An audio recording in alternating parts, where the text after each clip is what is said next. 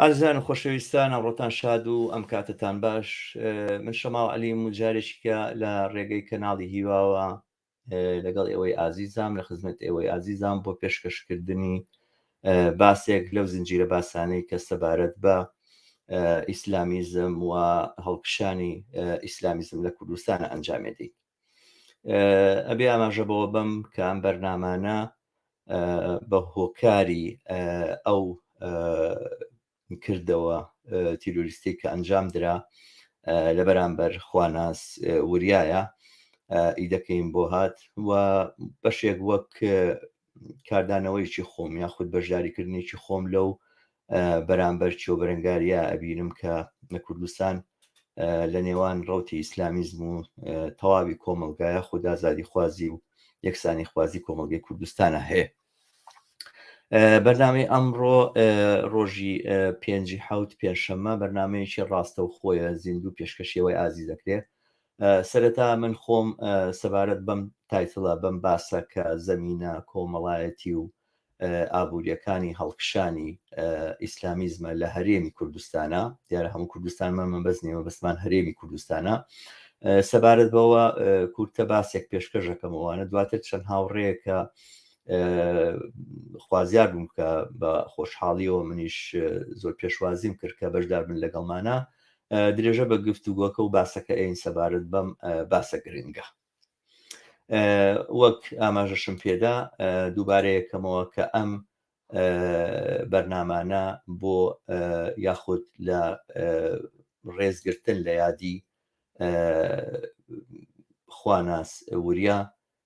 کە بە دەستی تیرۆریزمی ئیسلامی لە شاری چەمچەماڵ تیرۆر کرا، سەبارەت بە بیرروبۆچوونی جیاوازی سەبارەت بە ڕەخنەیە یاخود سەرنجێکە لەسەر ئیسلام بوویەتی کەوتە بەرهێرشیش تیرۆریستانەوە تیرۆر کرا. دووبارەیەکەمەوە بەرز و بەڕێزە یادی خواناس وریا، بیرمان ناچیتەوە لەو ڕێگایە کە تۆ گیانت لە پێناوەدانا خەبات بۆ بەرامبەرچێ و بۆ وەستانەوە بەرەنگاری لە بەرامبەر ئیسلامیزمە لە کوردستان بەردەوامە. بەرحاڵ ئەم باسە من وەک لە ناونیشانەکەی دیارە من قسە لەسەر زەمینە کۆمەڵایەتی و ئابوووریەکانی هەڵکشانی ئیسلامیزمەکەم، ئەمە توانێ بڵێ یەکەمین بەرنمەیە یاخود دوای ئەو دەستپێکەکە کردم و دوای ئەوەی کە چوارچێوەی بەرنمەکانم ناسان لە بەرنمەی پێشووترمان لە ڕۆژی چوارشەمەی ڕابردوو، ئەمە یەکەمین بەرنمەیە سەبارەت بەمەوە ئەبێ جوابی و پرسیارش بەمەوە کە بۆچی لە زەمینە کۆمەڵایەتی و ئابوووریەکانی هەڵکشانی ئەم جوڵانەوە دەست پێکەم. بە بڕوای من و بە تێڕوانینی من کە تێڕوانینێکی هەوڵە دەم ماتریالیستانی مێژووی بێ، بیرروبۆچوونەکان و ئەفکارەکان و ئەوەی کە ئایدۆلۆژیانی کە لە کۆمەلگایە بوونیان هەیە، زەمینەی مادی و زەمینەی کۆمەڵایەتی و زەمینەی ئابووریە بۆ ڕەخسێکە سەر هەڵەدەن و دەرەکەون و زەقە بنەوە. ئەوەی کە هەڵسو و کەوتی ئینسانەکان دیارریەکە و بیرروبۆچوون و ئەفکارانە نییە کە لە مێشتیانەیە، بەڵکو ئەو دۆخەیە کە تایەژین. هەر بۆیە لێکدانەوە سەبارەت بە ئیسلامیزم لە کوردستانە لە بریەوەی کە لە لای هەندێک ئەتوانێت تەنها هێرشکردن بێتە سەر دەقەکان و قسەکردن بێ لەسەرەوەی دەقە پیرۆزەکانی 1400 ساڵەمەوە بەر چۆن ئیجازەی داوە مۆڵەتی داوە یا فەرمانی داوە بە کوشت و بڕکردنی بێباوەڕان و ئەوانە، من بە دروستی ئەزانم کە قسە لەسەرەوە بکەم بۆچی ئەو دەق و تێکستانە ساڵانێکی زۆر کەس نەیبیستبوون، کەس نێزانی چین، بۆ کەس نێزانی ابن تەیمیە چێ، بۆ کەس نێزانی ابن حەنبەل چی وت، و وەهابیەکان بۆ نوێنەریان نەبوو لە کوردستان، سەلەفیزم بۆ دەرنەکەوت بوو و ئەمە ئەم دیاردانە بۆچی نەهاتن. ئەو بیرروبۆچوون و تەسەوری کە پێی وایە دەقەکان بەرپرسن لە بەرامبەر زەقبوونەوەی ئەم دیاردەیە ناتوان وەڵامی ئەومان بنەوە کە بۆچی لەم کاتەیەوە لەم دۆخەیە ئەمە هاتوۆتە پێشەوە. هەر بۆیە بە بڕوای من لە بری ئەوەی کە بیرروبۆچوونەکان بەسەر چاوەی دیاردەکان بزانین، دروستتر وایە لە دیدێکی ماتریالیستیانەوە دۆخە کۆمەڵایەتی و ئابوووریەکان هەڵسنگین بە دەرەجە یەکەم کە دیارە لە پلەی دووەمە دۆخی سیاسی دێتە پێشەوە و هەروها کۆمەڵێک فاکتەری تر سایکۆلۆجیی کۆمەلگاوە دیمۆگرافی پێکهاتەی تەمەن لە کۆمەلگای هەموو ئەمانە کۆمەڵک فاکتەرن کە دیاریەکەن ئەوەی کە ئەم بیر و بۆچوونانە بۆ دەرکەوتون و بدێنە ساحە و بۆ دێنەمەدا. من وازانم کە ئەمە میتۆدی دروستە بۆ لێکدانەوە، ئەمە ئەتوانێت بانگەینێتە سەر ئەو خاڵش کە چۆن چۆنی بەرەنگار ببینەوە، چۆن چۆنی بتوانین بەرامبەر بەم دیاردەیە بوەستینەوە پشتی بدەین لە زەوی یاخود کۆمەلگای لە دەست نەجات بدەین. بەرحاڵ ئەو دیدەی تێرەگەرچی دیدێکە خۆی زۆر بە دژایەتی ئاین و ئەوانە وەسفەکە، بەڵام دیدێکی دووبارە ئایدیالیستیانەیە، دوو دیدێکە پێی وایە بیر و باوەڕ و بۆچوونی ئینسانەکانن کە تەحدیدێکە ئەوان چینەوە بۆ ئەوەی کە لەو بیر و بۆچوونان ڕزگاریان بێکە زیان بەخش نەبێ، بیر و بۆچوونی تازیان بۆ دەرخوارد بدرێ یاخود گۆش بکرێن بە بیر و بۆچوونی تازە و بەم جۆرە ئەو کێشانە کۆتاییان پێدێ. لێرەیان ناوەستم دیارەبار و دۆخی کۆمەڵایەتی وەباری دۆخی ئابووری دیاریەکە کە بیر و بۆچوون ئینسانەکان چۆن بێ و ئایدۆلۆجیایەکە زاڵە لە کۆمەلگایەت چی بێ، بەڵام دووبارە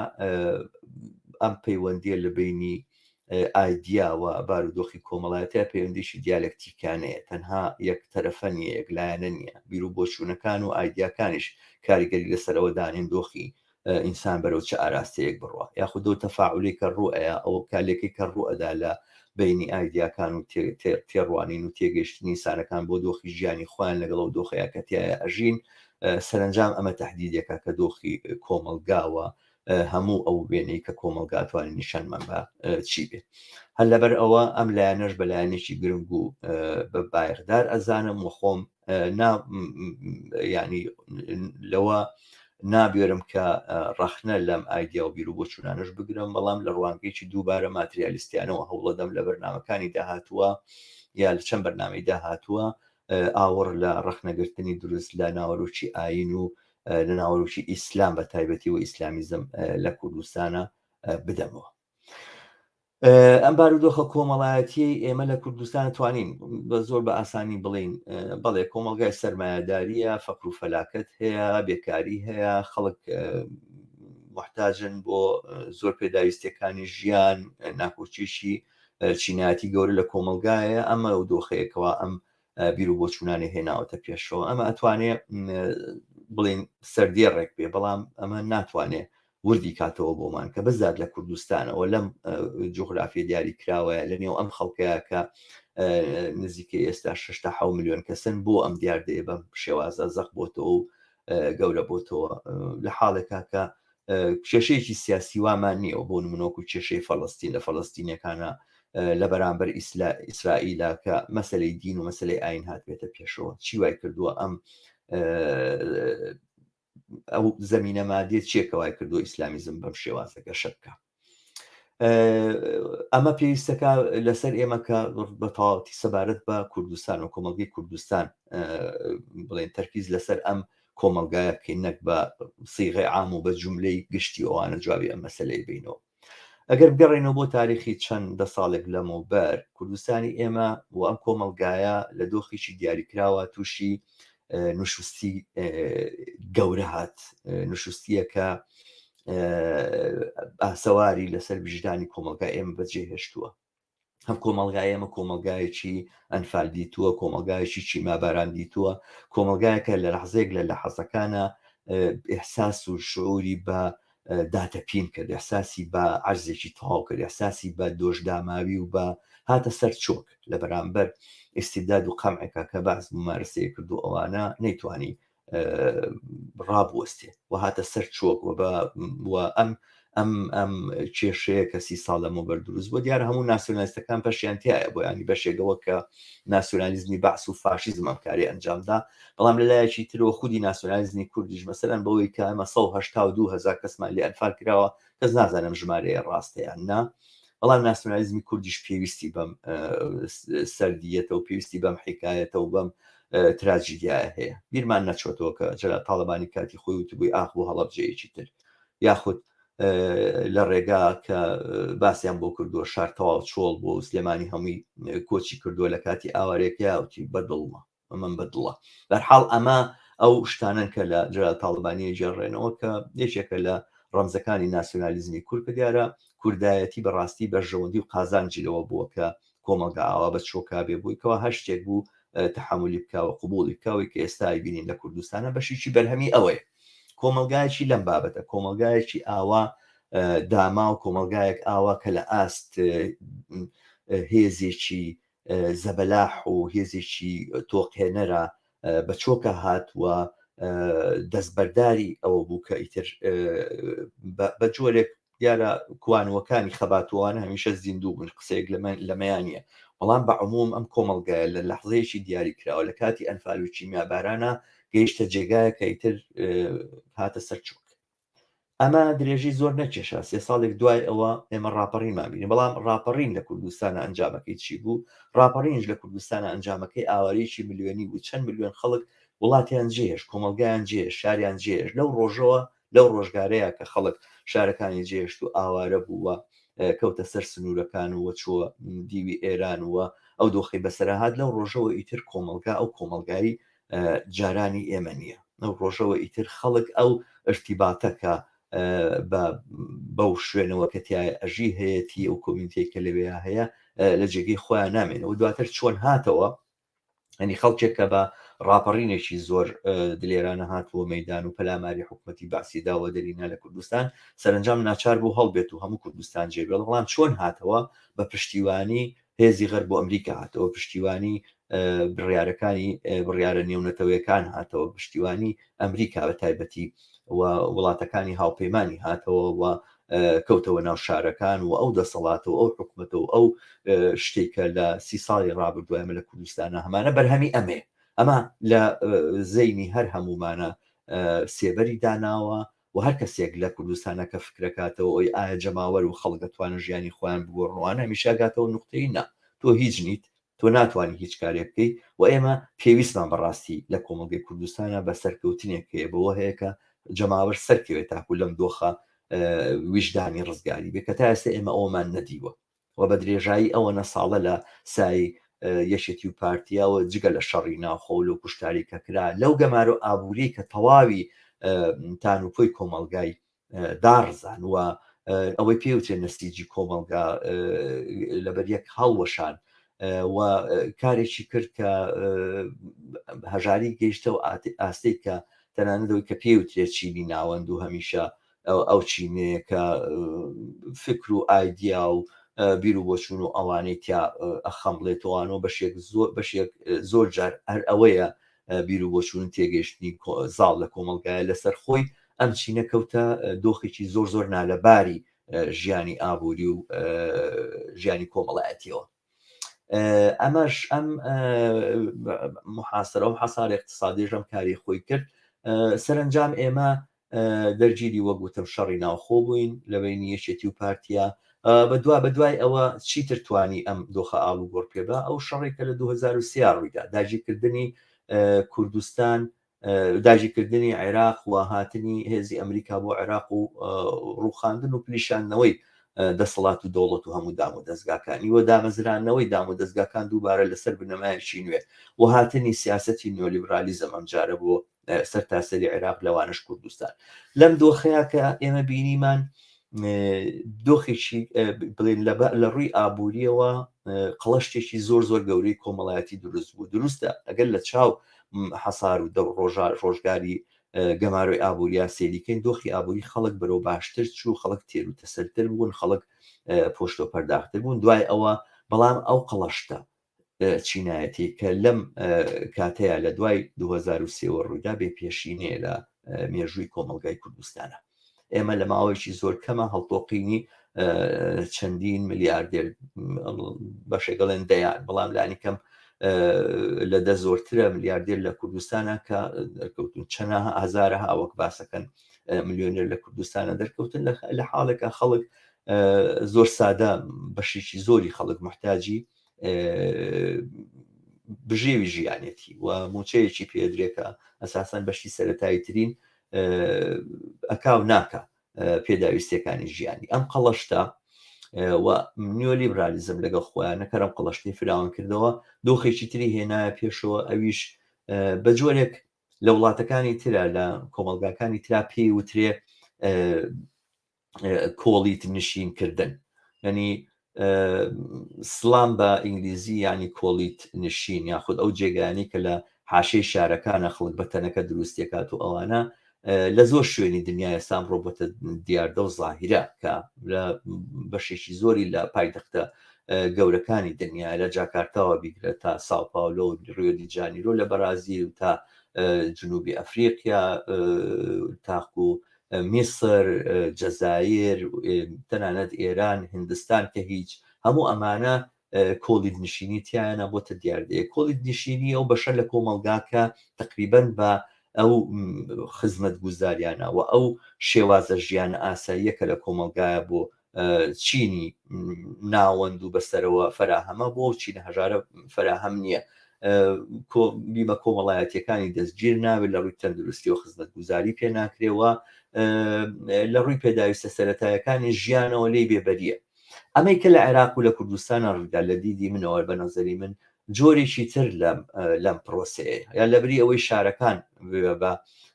جێگایەک و لە حاشەی شارەکان بێ بە شوێنی کۆبوونەوەی خەڵکی هەژار و ئەوانە هەر ئەو خەڵکە ئەو کەسانی کە لە 4000 دی کوردستانەوە ئاوارە کران و هێنان لە قەراغی شارەکانان دانران و شارەکانیان پێسی خناخکرا ئێستا هەموو ئەو کۆمەلگایە کراوە بە جۆرێک لە عشواییەک لە کۆلیت نشینێکی گەورە و ئێمە خەریکە دوورگەی جۆر بە جۆرمان بۆ دروستە بێت لە ناو جەرگەی شارەکانە کە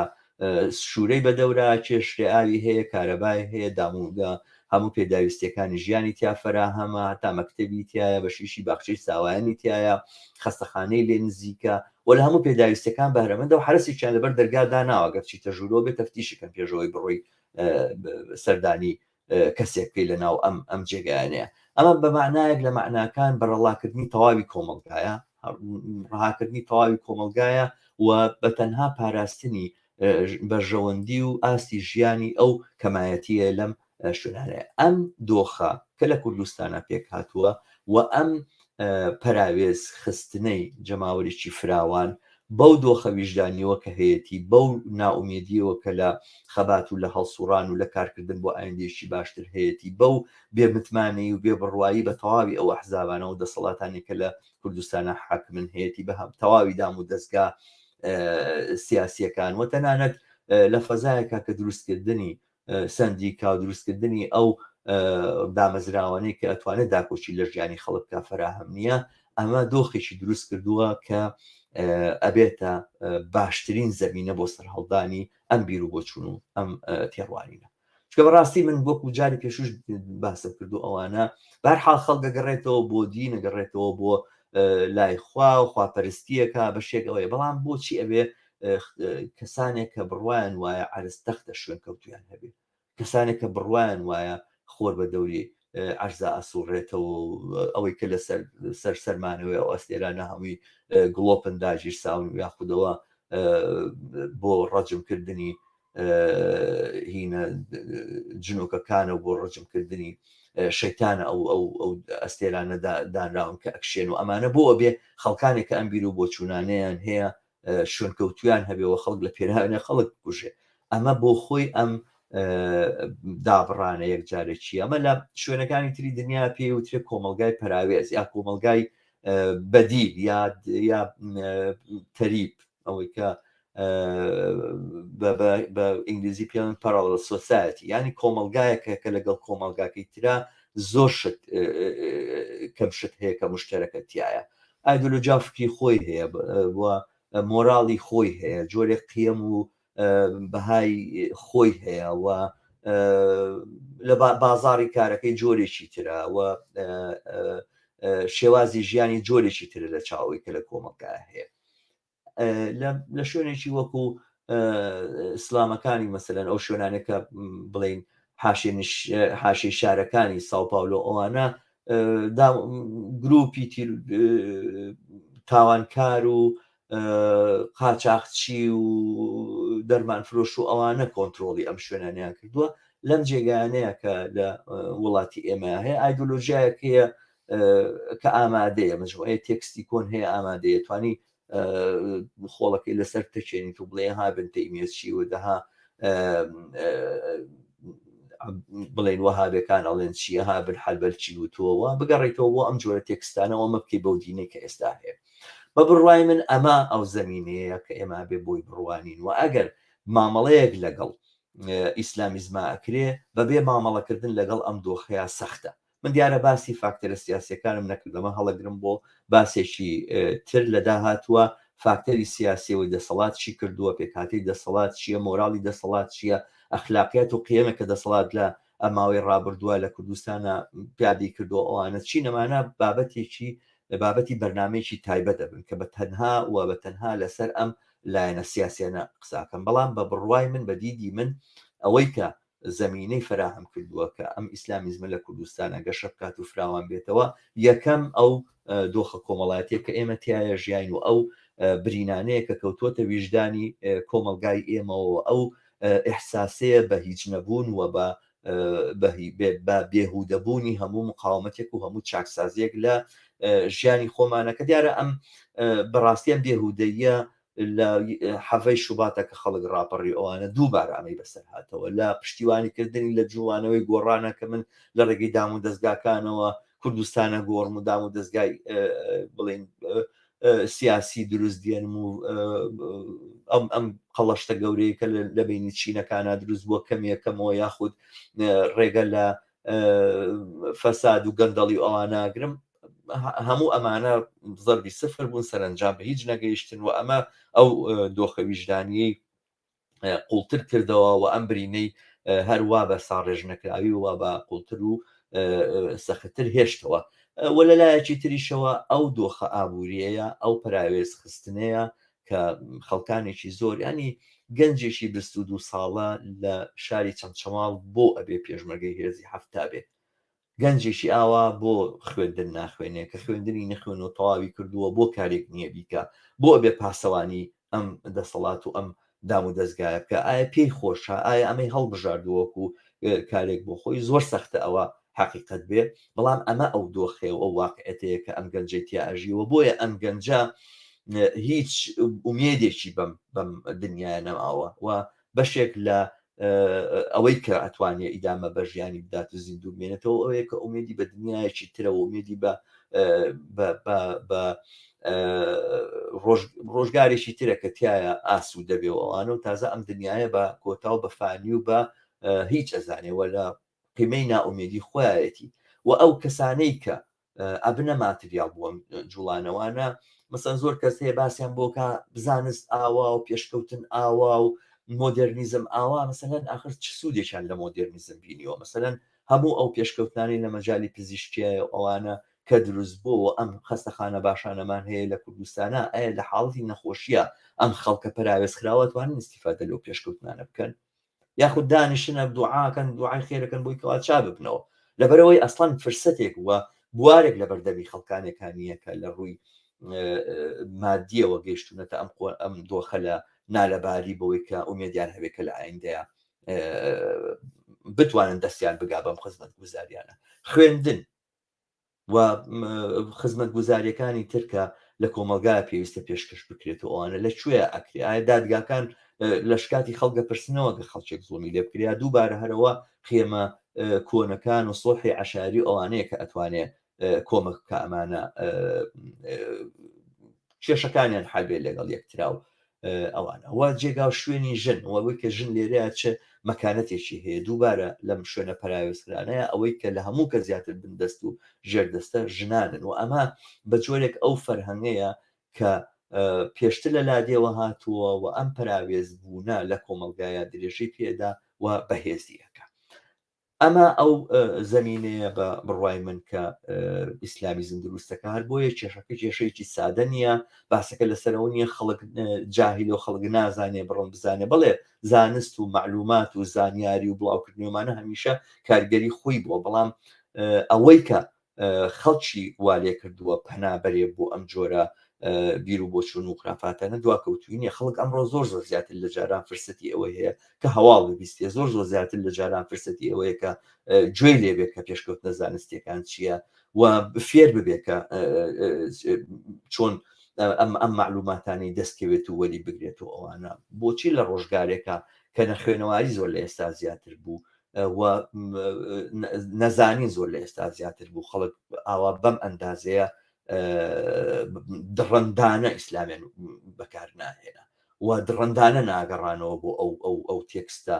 بەڕاستی دژی ئینسانیانەی کە لە ناو قورئان و حەدیثە هەیە و بۆ ئەم ڤێرژنە لە ئیسلام ئەو وەختە هیچ لە هیچ شوێنەکە دیار نەبوو و نەبوو ئەگەر مەسەلەکە زانست و نەزانین بێتوانە نەزانین جاران بەربڵاوتر بوو نە خوێنەواری جاران بەربڵاوتر بوو هەر لەو شاری چەمچەماڵی کە خوانازوریای تا تیرۆر کرا لەبەر ئەوەی کە بڕوای بە دینیەوە بڕوای بەخوانیەوە گوایە کفری کردو ئەوانە من 14 ساڵ تەمەنم لەو شارەیە بەسەر بردووەمانە هەموو خەڵکی شاری چەمچەماڵی زانی کە من باوەڕم بە هیچ خورافاتێک نییە لە هەموو لە مناڵیمەوە لە 5 ساڵی 6 ساڵی و من لە مەکتەبی ابتیدایی هەموو قسانم کردو باوکم هەماشە بەڵام لەگەڵەوەیە ئەو خانەوادەیە کە لەوێ بووین ڕابطەیەک و پەیوەندیشی زۆر پڕێز و پرخۆشەویستیمان لەگە خەڵکی ئەو ناوچەوە ئەو شارەیە هەبوو ئێستا کە ئەمە گەیشتۆتە ئێرە ئەبێ بۆ فاکتەری ترگەڕی باسەکە لەسەر نەزانی نییە باسەکە لەسەر نەخوێنەواری نییە باسەکە لەسەر نەبوونی مەکتەب نییە باسەکە لەسەر بڵێن ئەوە نییە کە خەڵک خورافات بەسەر زەینیا ساڵ بووە باسەکە لەسەرەوەی ئەم خورافاتە ئەمڕۆ بۆتە هێزێکی مادی بۆ ئەو خەڵکە بۆی کەوا بتوانێت لەگەڵ ئەم دۆخەنا لە بارە نەفسی و سایکۆلۆژی و ئەم پراوێز بوونەیە لە کۆمەلگایە هەڵ بکە من بەوەن ئێکتیفاکەم تقریبا نزیکی 25 دقەیەکە قساکەم هاوڕێیەکی خۆشەویستم لەگەڵایە بۆ ئەم بەرنامەیە هاوڕێ عەبدوڵڵا ساڵح کە بڵێم غەنی عن التعریف بەڵام هەر بیناسێنم هاوڕێ عەبدوڵڵا ساڵح چالاوانێکی دێرینی جوڵانەوەی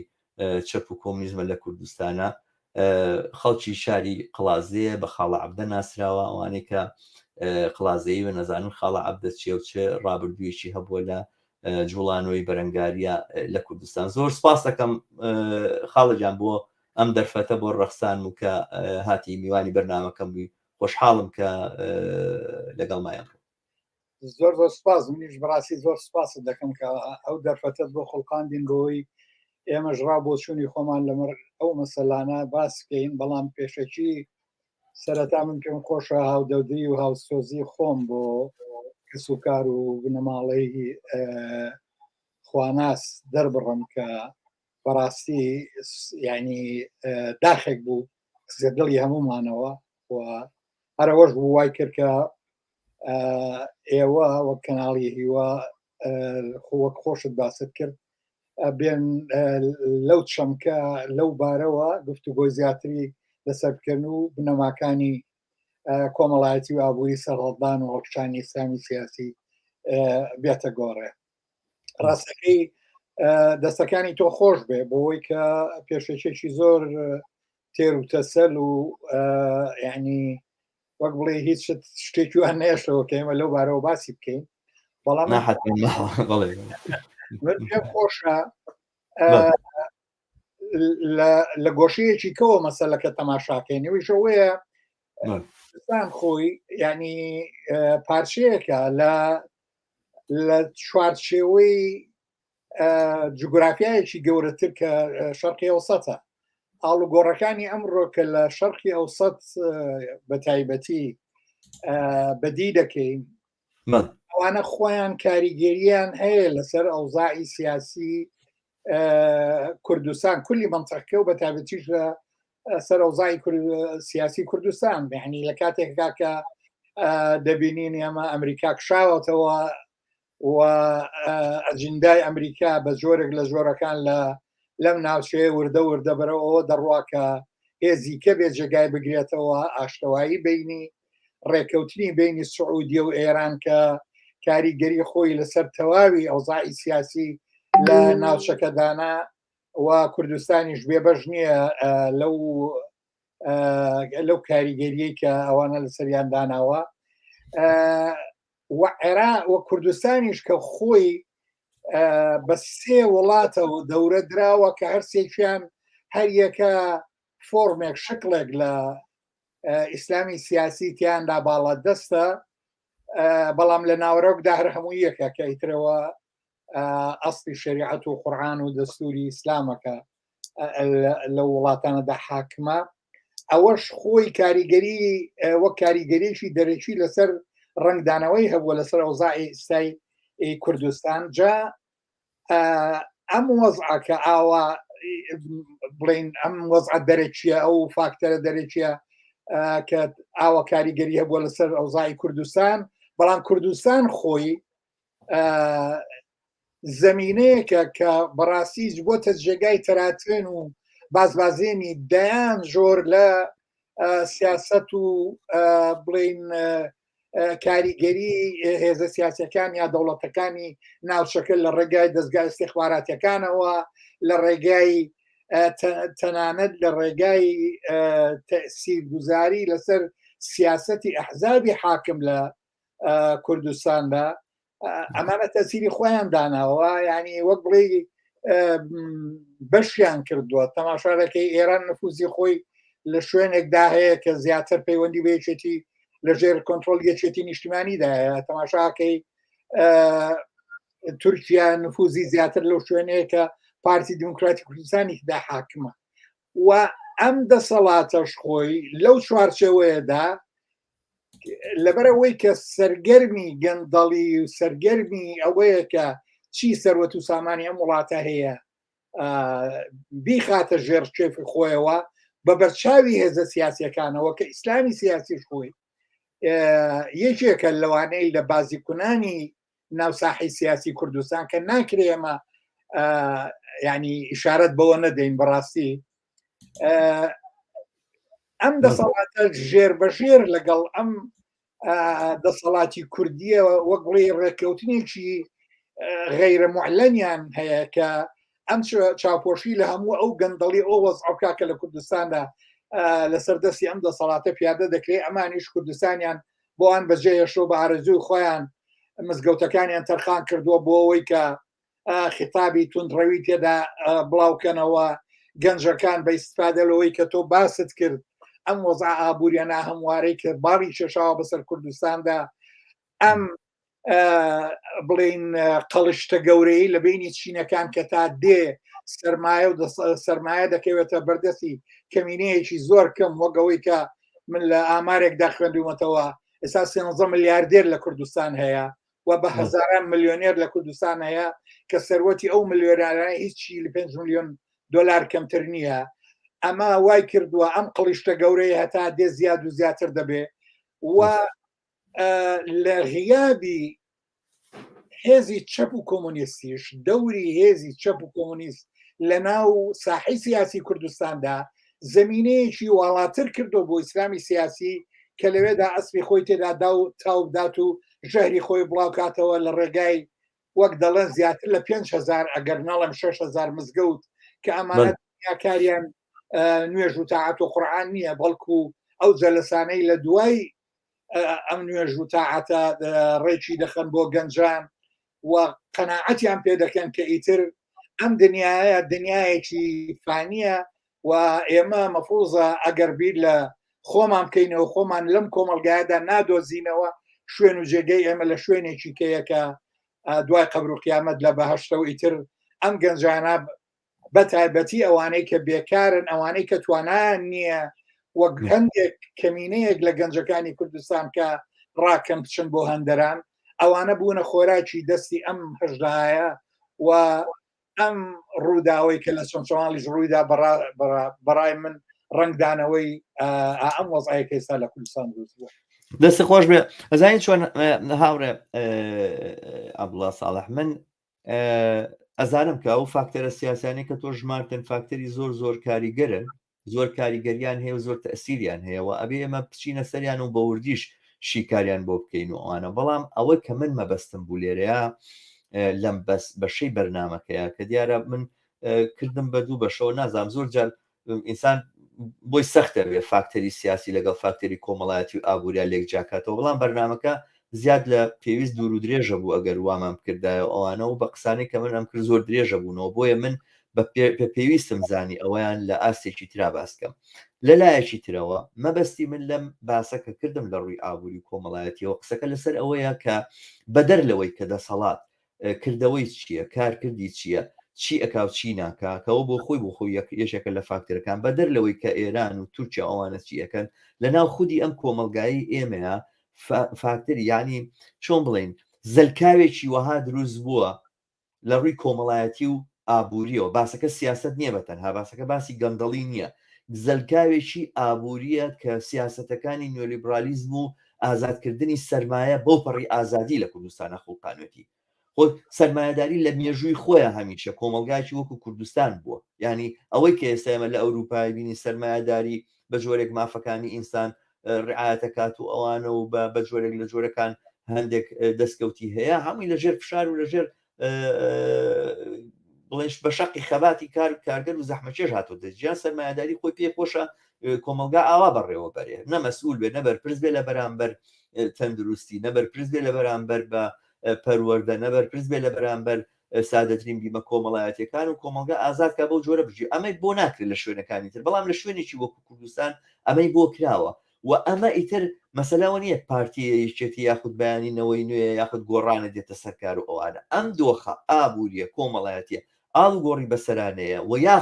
یاخود لە بەرامبەر چێ لەگەڵ ئەم دۆخە ئابووری کۆمەڵایەتیە کاڵی ئێمە مەسەلەن چەپەکان دەرکەون و کۆمیسەکان ئێمە بەداخەوە کارێکە ئێمە کردومانە لە کوردستانە زۆر جا شیعاراتی دروستمان وتۆتەوە دەستمان خۆش بێت شتێکی کەمان نەکردو لەو بابەتەوە و ئەو ئاڵا سوورەی کە لە بەردەسی خەڵکانی سۆشیالیست و چەپەوە بۆ یەکێک بۆ لەو نقطە بڵین پرشکدار و بڵین ڕووناشیانەی لەم کۆمەلگایە هەبوون بەڵام لەم ئاستە زیاتر واوەتر نەچووە لە جێگایەکە کە بۆ نمونێ قسە لەسەر سەلەفیەکان دەکرێت باسەکانەوە نییە مەلافڵان و ئەوانە ئەم قساناکەن و خەڵک شوێنیانەکەوێت سەلەفیەکان لە کەرکووک و سلێمانی و هەولێر و لە هەموو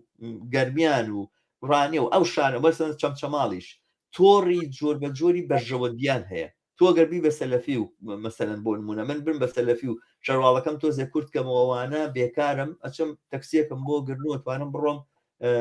کاری تەکسی بکەم هەم داها دەدەمەوە بە تۆڕەکە و بەو مامۆستایی کە پارەکەی بۆ فەراهم کردومانە هەم خۆمی پێژێنم و هەم توانم لە ڕێگەی ئەم تۆڕەوە دووبارە ممکنە فرسەتێکم بۆ دروست بێوەکو گەنجێکە ناتوانم ژن بێنم تەسیلاتی ژنهێنانم بۆ بکەن ئەم تۆڕە کە دروست بۆ ئەمە ئیتر باسی دەسەڵات نییە ئەمە کەلێنێکە لە ناو ئەم کۆمەلگایە احتیاجێکە لە ناو کۆمەلگایە ئەوان بە ئەدەولەجا بە تەنیا پڕی ناکەنەوە خەریکن لە ڕووی مادیشەوە ئەم کارە ئەەکەن و ئەگەر بەرەنگاریەکی لەم بابەتانە لە بەرامبەر ئەم تۆڕانەیە هەبێ بە بڕای منەبێت لە هەمان تەبیعەت و لە هەمان بابەت بێ هاوڕێشی تری ژاتۆتە سەرخەت هاوڕێ بڕوا بابان کە بزانین باری سەرنجی ئەو لەم بابەتانەوە چۆنە هاوڕێ عەبدوڵڵا دێمەوە لات بە هاوڕێ بابانیش کە بڕوا بابان کە خوازیار بوو بەشدار بێ لەگەڵمان بێ زۆر بەخێر هاتی هاوڕێ بڕوا خۆشحاڵم کە لەگەڵمانی زۆر سپاس کاک شەماڵجان زۆر سپاس بۆ میوانەکەشت دەست خۆش بێ بابەتێکی زۆر گرنگت وروژان من ئەتوانم بەس لەو ڕوانگەیەوە قسە بکەم هەرچەندە جارێک تریش لە نووسینێکا باسم کردووە ئیسلامیەکان بە بۆنەی شکستی ئەیدۆلۆژیانەوە لە خۆرهەڵاتی ناوەڕاستە کە دەڵێم شکستی سیاسی یا شکستی ئەیدۆلۆژی مەبەستمەوەیە نەیانتوانی هیچ دەستکەوتێکی ئەوتۆ لەسەر ئاستی سیاسی وەکو حیزبی سیاسی بگرنە دەست شکستیان لە میسرا شکستیان تەنانەت لە عێراقی شاکە بۆ بە فەوزا شکستیان لە تورکیا شاتا ڕادەیەک با ئێمە بەم هەژمونەی ئەردۆگان هەڵنەخەڵەتین مەبەستم لەوەیە وەکو ئایدۆلۆژیا ئەمانە شکستێکی گەوریان هێناوە تا ناتوانن جارێکی تر لەم سەردەمە مۆدێرنەیە قەناعەت بە خەڵکی بکەن کە بڕوای بە بەهەشت و دۆزەخە بێ چیان کردووە ئەمە دەبڵن تێزەی من نییە تێزەی یەکێکە لە سۆسیۆلۆگە بەناوبانەکان یەکێک بەناوی پاتریک هاینە کە ناوی ناوە ئیسلامی بازار ئیسلام کاتێک شکست دەخوا لەسەر ئاستی ئایدۆلۆژیا و قەناعەت پەنابات بۆ کۆنتڕۆڵکردنی بازار بۆ کۆنتڕۆڵکردنی هەموو جونگە ئابوووریەکان مۆدێلێکەوە تا زۆر باش لە ئەردۆگان ئەیبینین ئەردۆگان شکست بەون پەرلەمانی نەبردۆتەوە یا با بڵین دەسەڵاتی نەگردوتە دەست لە بەرەوەی ئایدۆلۆژیایەکی فکری پرشنگدارە بە پێچەوانەوە قوتی خەڵکی گرتووە بازاری خەڵکی گرتووە هەموو جێنشینەکانی خەڵکی گرتووە بەمانایەکی تر ئیسلامیەکان نەمەوێت بەس ئەو ڕوونکردنەوەیە بەم وەکو بەشداریەک ئیسلامیەکان لەم قۆناغەدا دەزانن کە جارێکی تر هیچ ڕیتۆریکێک هیچ بەلاغەیەکی ئیقناعی ئەو تۆیان نییە کە بتوان قەناعەت بە خەڵک بکەن کە ئەو ڕێگای ئەوان هیانە ڕاستە لە بروی خلافاتی زۆر هەیە تەنانەت مفەکیرە ئیسلامیەکان ناقیدە ئیسلامیەکان خۆشیان ڕخنەیان گرتووە ینی من یەکێک لەو سیر و سەمەرانی کە بەلامەوەیە کورد کە تا ئێستاش ئیسلامی هەڵبژاردووە یا ئیسلامی کردووە بە ڕێگای نەجاتی خۆی عالەمی ئیسلامی خۆی بیریارەکانی خۆیان تەفکیکی با بڵین هەڵیان وەشانەوەتەوە سلمان دوانە کە قورآن تێکستێکی مێژوویە ئەسڵ قورآن تێکستێکە سەرەتاکانی بێسەر و بۆر بووە هیچی بەسەر هیچەوە نەبووە کاتێکی زۆری ویستۆ کۆمەڵێ بەرژەوەندی سیاسی و ئابووری کردوێتی بە فەریزە بەسەر خەڵکە قسەکردن ئێمە چۆن بتوانین بە بۆچوونی من ئەمە هیچێکە لە کارە سەختەکانی ئێمەمانان بە تایبەتی ئەوە ژوک و چەپەکان هەڵبەتەمیش هەر خۆم بە چەپ بەزانم ئەوەیە کە چۆن بتوانین وەسیتێک قەنەعەتێک دروستکەینەوە جارێتی لای خەڵک کە بەڕاستی ئەمانەی کە هەن بۆ ئەوە نەهاتون ئێوە بخەنە سەر ڕێگەی ڕاست بەقەدەوەی بۆ هاتون مۆنۆپۆلی دەنگی ئێوە بکەن ینی دەسەڵاتی دینی لە کوردستانە وەکو تا عەبدولەتیف سەلەفیە بینی مزگەوتی بەهشتی بووەکەنەوە شێخ نەهرۆوە بینی شێخ نەهرۆ ئایدۆلۆژیای چییە کۆمەڵی شبروشێت و دەریۆ شێناوە لە خوانێن ئەو تا کابراایکی تێ ئاڵێ من هیچ تێ نازانم من نەزانم خۆم تەقێنمەوە ینی بە ئاشکرا سیستمی ڤیدیۆکراسی سۆشیال میدیا بەکارهێنن بۆ ئەوەی بەمانە هەڕەشەمان لێ بکەن هەڕەشەی ئەوەی ئەگەر ئێمە دژی ئەمانە بوەستینەوە خۆیانمان پیاتەقێنەوە یعنی هیچ کاتێک ئیسلامی وەکو ئێستا بێحیا و بێشەرم تهدیدی خەڵک داکات ئەومەش بۆچی لەبەرەوەی بە بۆچوونی من کۆنتترۆلی بازاڕیان کردووە لە ڕێگەی ئەوەوە کە ئێمە بابیریشمان نەچێتەوە کاکە شەماڵجان چەنەها خێزانمان هەیە کەم دەرامەتە چەنەها ژنە شەهیدمان هەیە چەنەها مناڵی بێدایک و باوکمان هەیە ئەمانە لە ڕێگەی سوکە معاشێکەوە هەر هەمیان هەڵخەڵەتیان راون جاری ترە گەڕینەوە سەرەوە پرسیارەکە لای منەوەیە کێ ئیسلامیەکانی وا بەهێز کرد کە بتوانن جونگە ئابوووریەکانی کۆمەلگای ئێمە بگرنە دەست ئەوان هەستەکەم کەسی لە من پسپۆرتر هەیە وەڵاوی باتەوە و زۆر سپاس بۆم دەرفەتە هەر بژیت بڕواان بەس لەگەڵمانە بمێنەرەوە خۆت داوا لێکردوون باز لە ڕابردووی سیاسی ئیسلامیەکان بکەم لە پێش ڕاپەڕینەوە هەڵێگرم بۆ خۆت باسی ئەمەمان لەگەڵا بکە ئەزانی چۆنە من سەرنجێک بم لەسەر ئەم باسەکە بەڕێزێک تەقدیمت کرد لێرە باست کرد ئەزانی ئەوەی کە ئیسلام سێ چوار نەوەعمان هەیە ئێستا هەر لە ناو بینەکە بیبینە سێ چوار نەوەعمان هەیە ئێستا لە ناو شاری سلێمانیە سەلەفیەکان و ئەوە ئاگامان لێ ئیخوانەکان لیان بۆ بەشەر ینی ئەو جۆرە کە مجتەمع تەقسیم بۆ بە طەبەقات و ئەوانە هەر طەبەقەیە و هەستەکەی هەر چینە بە جۆرێک لە جۆرەکان ئیسلامی خۆیە هێنێ ینی ئێستا ئیخوان موسلیمین یاخود یەکگرتو نوێنەرایەتی بەشی بڵین توێژی سەرەوەی چینی ناوەندی کوردستانەکە مرەفەهن دەوڵەمەنن بە جۆرێکە توانن شن دەرەوە ببینن خوێنەوارن شادیان هەیە بە شێشیان ئەوانە بەڵام ئەمەی کە مەسەلەن بابەتی مەلا هەڵۆ کە وەک باسەکەن کاریگەری زۆر بۆ لەسەر ئەم تیرۆری خواناس یاخود ئەو مەلایانەی کە دێن ئەڵێ دانیشێت ئەڵێ چەقۆکانتان تیشکەنەوە بەم نزیکانە ئەبین بە قەساب لە بەروی حیوان زۆر بۆ ئەوانە یاخودەوەی کە مەسەلەن لە تەلەفۆنە بە ئاشکرا بە کابراڵێت تۆ بێ بکوژریت تۆ فەرینەکە کوشتنتە گفتوگۆ لەگەڵ تۆ ناکەم ئەم بابەتانە ئەمانیان ئیسلامێکی ترن ئەمە سەر بە چینێکی چۆن بڵێ پەراوێز خراوی ناومێد و دردۆنگە بەرامبەر بە هەموو شتێ زانی چێ جۆرێک ئەم پەراوێز خستنە ئەمە لە ئەوروپا شاوایە یعنی تۆ ئێستا لە فەڕەنسایەوەی ئەیبینیت ئەم ڕۆژانە ڕوویدا ئەوانە هۆکاری چییە و ئەوەی کە لە فەڕەنسایە ڕوویدا ڕەشەحە لە وڵاتەکەی من و تۆیە لە سویدا ڕووبە جارە لە بەریتانیا بە بڕای من قومبەلەیەکی مۆقوتە نازانی کێ تەقێتەوە ئەوە کە هاوڕێ عەبدوڵڵا ساڵح لەوەیە باسەکەن ئەڵێن بەریتانیا توانێتی کۆنتترۆلی ئیسلامیەکانی خۆی بکاتوانە بە بڕای من هەر تەنها ئەوەیە کە پەنگە خواتەوە ڕۆژگارێکە هاتە سەرجاد دەرکەوتوانین جا وەخت ئازانی بڵێن جانەوەرێک لە پەراوێزی کۆمەلگایە لە ناو ئەوینانەیە دروست بووە بەدەیان هەزار بەس تەنها لە پەنابەرەکانی ڕۆژهەڵاتی ناوەڕاستە هەزاران کورد لەوێن گەنجی کورد لە ناو شارەکانی بەریتانیانەوەوانە نە زەریبە ئەیان نە لە چوارچێوەی ئەو وڵاتیانەوانە ئیشی ژەکەن و ئەژێن و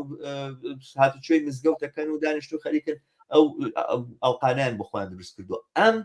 دۆخە کە دروست بووە سەرمایهداری دروستی کردووە لە وڵاتی ئێمە دروستی کردووە لە ئەوروپا دروستی کردووە لەسەر تاسەری دنیا دروستی کردووە لە ئەمریکاش هەماشتە لە ئەمریکا تۆ 12 ملیۆن پەنابەری مەکسیکیت هەیە ئەسڵان وەرەقەیان نیە وەکو کۆیلە کارەکەن هەمان ئەم دۆخەیەکە لە فەڕەنسا هەیە جەزایرەکان هەیەە ئەمانە ئەبنە دوژمنی کۆمەڵگا یعنی بە جۆرێک لە جۆرەکان تەواوی ئەوەی کە پێوترێ مۆدرنیزم بۆ ئەوان هیچی تیان نییە یعنی من باسم کرد مەسەرەن مۆدرنیزم لە کوردستانە خەڵک بۆچێ بۆ لای ئەو مەلایە ناوی چی بوو کە هادەسەر تەلەڤیزیۆن دوو لە ڕوویەوە میزی خۆی خواردەوە وتی ئەمە چارەسەرە ئەسەر تەلەڤیزیۆنی ڕوودا و کارێک کرد تەمانەوە هەرشتی واکرێەوە ڕاستی لە بەس تەنها لە بەرنمەکەی ڕەنسەنگاوی ئەتوانێت ئینسان شتی وا بکە لە هیچ بەرنامەیەکی ترا ناتوانێت خەڵک شتی وا بکە ئەزانی من نەمبینیوە لە دنیاە باشە کابرا لەسەر تەلەڤیزیۆنی خەڵک بۆ ئەچێ بۆ لای ئەمە بۆ هینەکان لەبەرەوەی ئەساسەن متمانەیەک ماوە بەدام و دەستگا پزیشکیەکان و دکتۆرەکان چێن ئەو دکتۆرانەی کە ئەم خزمەت گوزارانە پێشکەشەکەن مەبەستمەوەیە یعنی فەرقێک و جیاوازیەک هەیە بڵێ ئەو ئیسلامە تیجاری کە تۆ باسێکی هەیە بازاری پاوان کردو بەڵام ئەم نەوعی ئیسلامەیە کە ئەمڕۆ بەڕاستی قومبلەیەکی مەوقوتەوە هەر لەحزەیەک تەقێتەوە ئەوانە لە هەر شوێنێکی ئەم کۆمەلگایانە بێت و ئەوانە داعشێکی کە دروستەکە داعش هەر نوێنەراتی ئەم تەیفاکات و ئەم بیر و بۆ چووناکە هاوڕێ عەبدوڵڵا ئیزافەیەکت هەیە لەم بابەتانەوە ئینکە پێشەوەی بچینە سەر ئەو پرسیارەی کە خودی هاوڕێ بڕوا بابان خۆی کردوێتی ئەمەیە خۆی قسەی لەبارەوە بکە لە بابەت پێشینەی سیاسی ئیسلامی سیاسی بەر لە ڕاپەڕین بڵێ پێشگی سلااو بۆ هاوڕێ بڕوا سواسی دەکەم بۆ قسەکانی کە منش خۆم سوودم لێ وەرگرت بەس من پێم خۆش ئیشارە بە یەک شت کەم هاوڕێشەوە ئەزانی چۆن یعنی ئیسلامی سیاسی یعنی پاکێجێکە یعنی بەرنامەیەکی سیاسی ئابووری کۆمەڵایەتی لێکدانە بڕاوی هەیە ئاوا دێ خۆی تەقدیم دەکات من تۆ کە دێین باسی زمینە کۆمەڵاتی و ئابوووریەکانی دەکەین ناتوانین جیان بکەینەوە لە بڵێن بەشە سیاسەکەی چکە هەر وەکو خۆشی شارەتی پێکرد یعنی لە ڕووی ماتریالیستیەوە ئەمە بناغەکەیەتی ئەمە ئەمە ژێرخانە ئەمەش سەرخانەکەیەتی ئەمە لەلایەک من پێم خۆشە ئیشارە بە یەک شت دەم کۆمەلگای کوردستان هەروە خۆشت ئیشارەتی پێدا کۆمەلگایەکی چینایەتیە سرف چینایەتیە و ئەم کێشەی چینایەتی ئەم سیراعی چینایەتیە مۆرچی خۆی ناوە بە هەموو شتێکی ئەم کۆمەلگایەوە و ئەم دینەش ناتوانێت تعریف بکرێت لە خارجی ئەم سراعە طبقیانی لە خارجی ئەم شێشمە کێشە چینایەتە ناتوانێت تعریف بکرێت هەر بۆیە مووسعی ئەوەی کە دین ئەفیون الشعوبە ئەوەی مارکس ئەمە یعنی بڵێن ئەگەر زۆر نەچینە ناوی لەگەڵ ئەم واقعی چینایەتی ئیسانەی گونجێنی شتێکی نەوعێک مبتەزەل دەردەچێت ئەمە کۆمەلگای کوردستان کۆمەلگایەکی چینایەتیە و لەسەر ئەم بنەمایە کێشمەکێشی چینایەتی وجودی هەیە زۆر بەتوندی بەڵام ئەوەی کە وای کردووە ئەم چێشمە کێشە وای لێنەیەکە کۆنتترۆلی ئەوزای سیاسی هەموو بڵێن منتەقەکە بکای کوردستان بکە ئەوەیە کە ڕیزی سربەخۆی چینی کرێکار ئێستا ناتوانانی بڵێ هەیە ئێستا بەهۆی ئەوەی کە بۆرژوازی یا حزبی دەسەڵاتدار ئیسلامیەکان بەهۆی ئەم دەستگای ئەعلامیە گەورانەوە کە هەیەیانە لە ناو کۆمەلگادا ئەم ژەهرەی کە دەیڕێژن وەزعێکی دروست کردووە کرێکار بەشێکی بەلای ئەوەدا دەڕوا کە ببێتە چەکداری یەکێک لە حیزبەکان یەکێکی کە بەلای ئەوەدا دەڕوا کە ببێتە کرێگرتەی ئەحزابی ئیسلامی بچن لە ڕێگایەکەوە ژیانی بۆ دابین بکەن ئەم ڕیزە ئاوە تێک چووە بەڕای من تاکە ڕێگایەک بۆ دەربازبوونی یەکجارێکی لەم مۆزعە ئەوەیە کە کۆمونیستەکان و چەپەکان هێزی چەپ لە کۆمەلگای کوردستاندا کۆمونیستەکان مهمەیەکی زۆر گەورە لەسەر شایانێ ئەویش ئەوەیە چۆن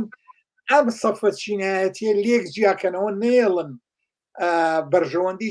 چینی خەڵکی کرێکار و زەحمەتکێش و هەژاری ئەم کۆمەلگایە لەگەڵ بەرژەوەندی چینی باڵات چینی دەسەڵاتدار و چینی سەرمایهداری کۆمەلگا تێکەڵاوە بێ ئەمەش خۆی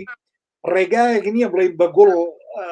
بۆمانەوە کراوە ڕێگایەکی سەختە هەر بۆیە یعنی من کە گلێش دەکەم لە هێزە چەپ و کۆمونیستەکان کە ئێمە شۆمان بەشێکی لەوان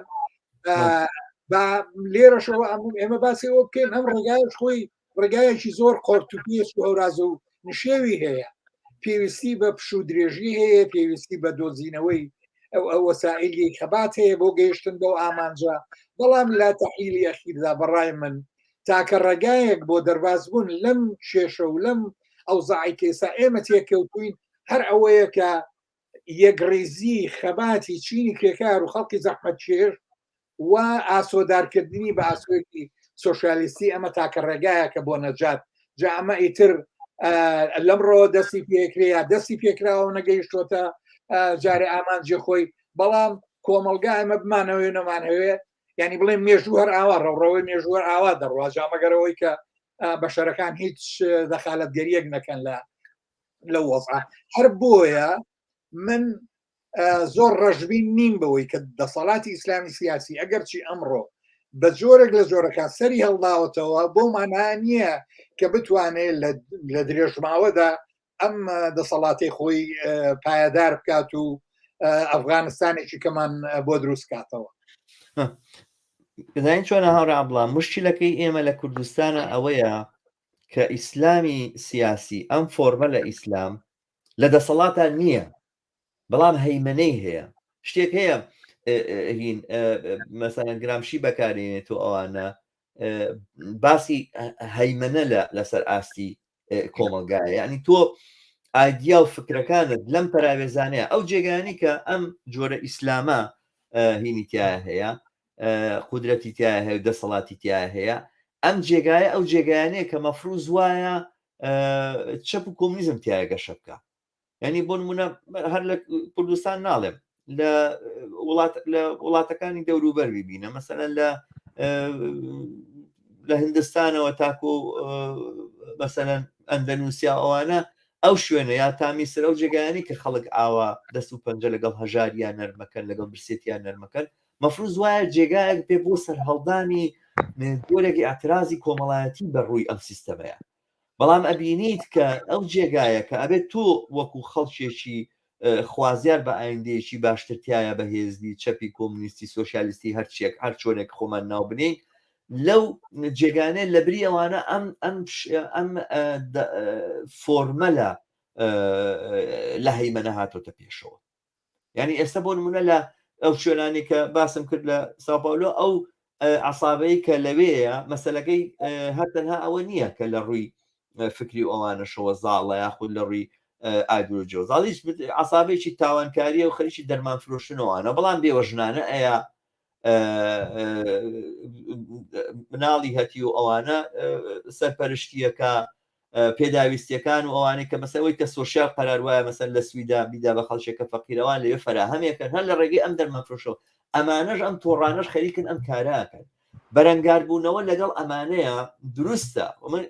چینی کارگەریشمان لە کوردستانە هەر هەیە بەڵام ئەم پەراوێزانە کە پڕە لە خەڵکی هەژار و ئەوانە فۆرمێکی تر لە بەرەنگاربوونەوەی پێویستە فۆرمێکی تر لە خۆڕێخستن و ئەوانەی پێویستە منیش هاوڕای تۆ پێویستە کاکە ئێمە ئەم سەفە چینایەتی جیاکەینەوە بەڵام باسەکە لەسەر ئەوەیە ئەم سەفە چینایەتیە لەم مۆقعەیە و لەم جێگایانەیە بە فۆرمێکی دیاریکرا و ئەوانە ئەکرێکە لە پێشترا ئێمە تەجروبەمان لەگەڵیان نەبووە بەداخەوە کە چەپ و سۆشیالیستی وڵاتی ئێمە زۆر ڕاهاتون لەگەڵ قاڵبە جایزەکانە هین بکەن و من دیارە لە بەرنامەکانی داهاتووشمان دێمە سەری هەتا خەڵکانێک کە هەر لە ڕووی ئاتەیزمەوە ئەیانێ بەرەنگاری ئەم جوڵانوێ ببن لەو شوێنانە هیچ ڕێگایەکیان نییە غەیری ئەوەی کەوا تێکەڵ بن بەو ئازار و ئەشکەنجەی کە خەڵک لەو شوێنانەیە تایە ئەژیوانە گەرنا سەرنجام هەر ئەوان براوە ئەبن بەرحاڵ هاوڕێ بڕوا باست کرد بۆتە پرسیارە لە من کردبوو کە من تەسەورم چییە لەسەر مۆزوعی ئەوەی کە ڕابردووی سیاسی ئەمینا یا باسی ئەوە بکەمەوەە پێم خۆش خۆت لەسەر ئەم بابەتە قسە بکەیت. زۆر سپاس بۆەوە کاک شەماڵجیان هەڵبەتە من کاتی ڕاپەڕین مناڵ بووم من 14 ساڵ بووم بەڵام ئەوەی بیرم بێت لە سەردەمی سەدام حسێنە پێش ڕاپەڕین مزگەوتەکان بە بەردەوامی حەزریان لەسەر بوو چاویان لەسەر بوو ئەو